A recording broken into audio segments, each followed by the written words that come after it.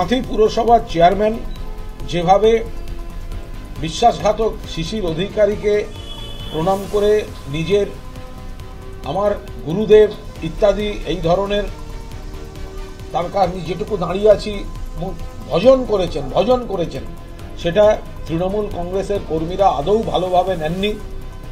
তৃণমূলের শীর্ষ নেতৃত্ব কঠোর ব্যবস্থা নিচ্ছেন এবং তাকে ইস্তফা দিতে বলা হয়েছে। এখন দলের বিষয় সবসময় চিঠিতে হবে কি না হবে সেটা আমি বলতে পারবো না। আমি সেটা অনেকে মৌখিকভাবেও হতে পারে। কাউকে যদি তার সম্মানটুকু রেখে ইস্তফা দিতে বলা হয় তাকে নিশ্চয়ই চিঠি দিলে সেটা বরখাস্ত হয়ে যায়। ওর ন্যূনতম সম্মানটা রাখার জন্যই ইস্তফা দিতে বলা হয়েছে। এখন কেউ যদি পদের মধু আঁকড়ে বসে থাকেন তাহলে তিনি দলের নেতৃত্বের সিদ্ধান্তের বিরুদ্ধে যাচ্ছেন, তার ব্যাপার। কিন্তু আমি যেটুকু জানি তাকে ইস্তফা দিতে বলা হয়েছে। কোনো রকম কারোর বক্তব্যে আমি উত্তর দিব না।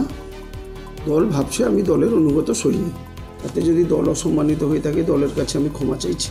আমি এখনও কোনো চিঠি পাইনি, কোনো রকম কোনো কিছু আমার কাছে সেরকম নির্দেশ আসেনি। চিঠি পেলে তার উত্তর যথাযথ ব্যবস্থা। প্রণাম, নমস্কার।